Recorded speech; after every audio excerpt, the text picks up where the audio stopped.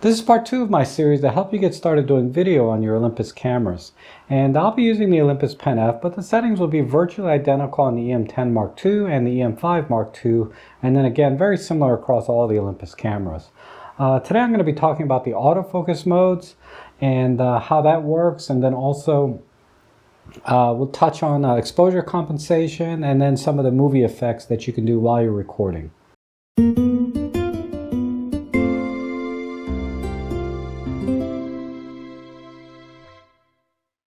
I think the first thing you need to know is that really the same focusing modes that are available when you're taking pictures are available in movie mode.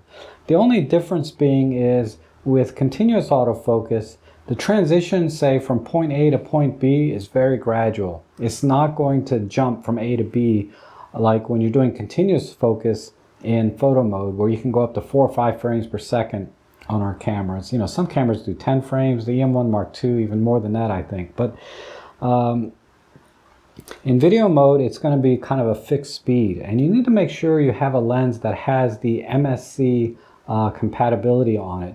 And MSC stands for Movie Still Compatible. So that means two things. One is it was designed to do video with our Olympus cameras, and two, it's going to be silent. So you're not going to have any focusing motor sound when the focus is changing. Now other lenses that don't have that designation, they're going to focus slower, more erratic, and there may also be some focusing motor noise as well. So keep that in mind when you choose a lens when you're doing video. Alright, so let's just start with the continuous autofocus because that's the default setting. And that's really the setting most people I think are going to use in video. And we can confirm that because it says right here C-AF.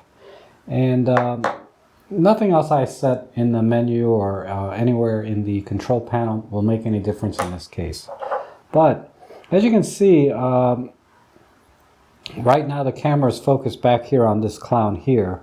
And if I hit the record button, the camera is going to start looking for the closest object or the object with the most contrast to focus on, because this is a contrast detect focus system. And in this case, it has decided to stay on the clown in the background.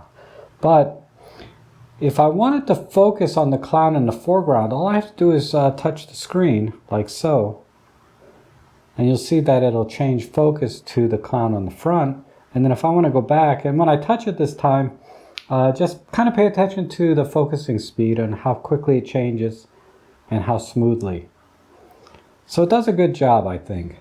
And if I wanted to focus on the clown in the front, I can move the camera like so, and it'll focus on the clown in the front. Then I can move back, and then it'll focus back on the clown in the back. And then I can deactivate this by clicking the OK button, and now the camera is going to start looking on its own for something to focus on. And as you can see, it's actually moved back to the front of the clown. So generally speaking, continuous autofocus works well, but it's not as predictable as you might want it to be.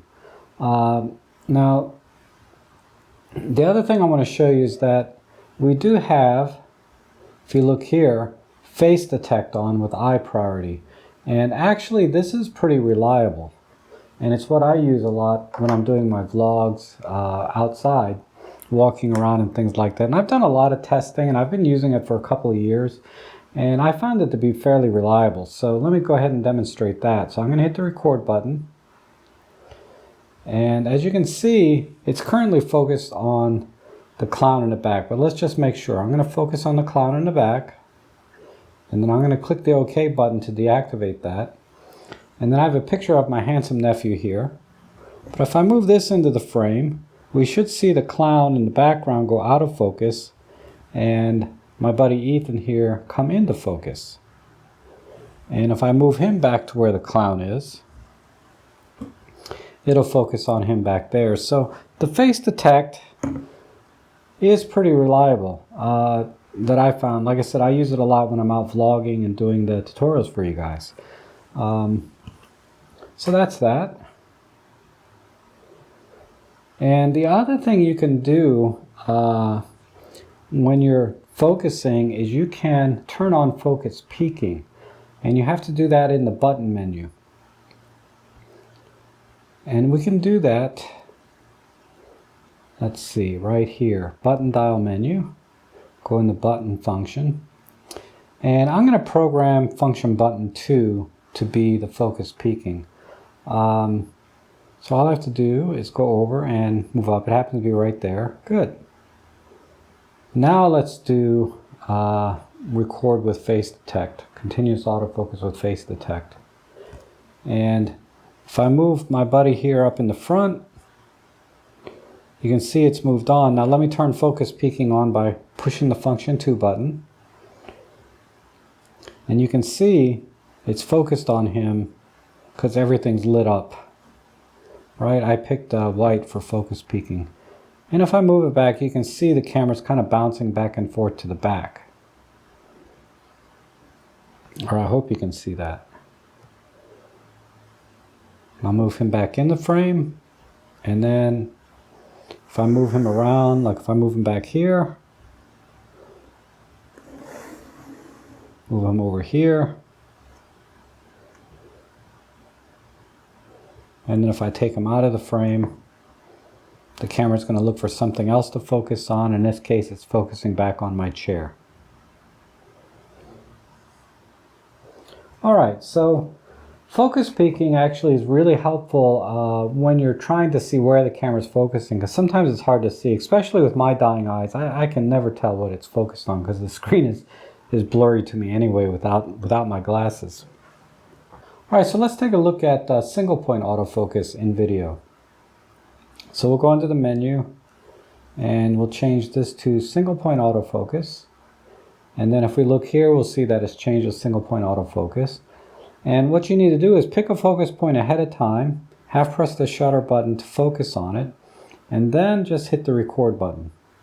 And now the camera will stay focused on this one point.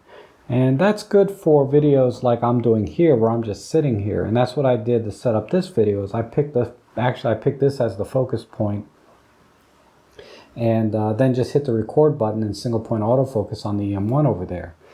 And that's all you need to do. But let's say while the recording you want to change the focus point. Well, you can just touch over here, say I can touch on the clown here, but you'll notice that it doesn't change focus because it's not in continuous autofocus. It's not going to try to reacquire focus. So what you have to do is tell the camera to reacquire focus while you're recording. And you can do that by hitting one of the unassigned function buttons. So I'm going to do that real quick and show you that it does refocus when I hit one of the unassigned function buttons. If I want to focus back over here, it doesn't change, but if I hit the function button, you can see it changes focus. So let me explain to you what the unassigned function button is. If we go into the menu and go into the button dial menu, you can see I assigned function 2 to peaking, right? But this function button, and you want to look for like function button 3 on the EM10, or on the EM5 it might be a different one. But you can see that the function button, and that's the depth of field preview button that's on the front of the Pen F. But like I said, it'd be a function 3 on the EM10 Mark II, is off. So it's not assigned to anything. However, if I'm in single point autofocus and movie mode and I hit this function button, even though it's turned off here in the menu, it actually acts as a button to reacquire focus, as I demonstrated just now. And this also works in continuous autofocus. So if it's not reacquiring focus fast enough for you, it'll actually reacquire focus a little bit faster if you force it by hitting the function button.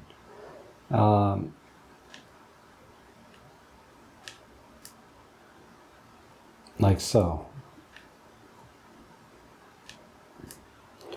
All right, and then let's just go quickly through the other focus modes. You probably already know what's going to happen. Whoops, over here. Single point autofocus plus manual focus. So I can put my clown here, acquire focus, and then hit the record button. But while it's recording, if I want to manually focus, say, on the clown in the background, I can do it just like so. And I'll turn on focus peaking, as we've assigned the function 2 button to help me do that. So now I'm focused on the clown in the front, and then I'm focused into the background. Or I can hit the function button to reacquire focus, like so. Or if I wanted to focus over here, like so. So that's basically how you do focus in movie mode. And I don't want to go into the continuous autofocus plus tracking, but I'll just show you how bad it is. It's really awful. But if I hit the record button now we're in continuous autofocus with object tracking. You have the little object tracking icon here. I can pick, say, this clown's face, which is an object for all intents and purposes, and it focused nicely on that. And actually, it looks like it's doing a good job of focusing. But if I move back here, it's working just fine. But you can see when I move slightly out of frame, it lost them. But if I do this, now it's picked them up again. But if I go out of frame and come back, you can see it, you know, it's just kind of jumping all over the place. And I have to tell it, no, focus on the clown's face, and then move over here. And now that the clown moved back, I moved them back pretty quickly, and then it lost them again. So just don't use it. Let me stop the recording here. It's better to be in the continuous autofocus and just pick the points with the touch screen, or just manually focus. That's what a lot of videographers do. They prefer manual focusing.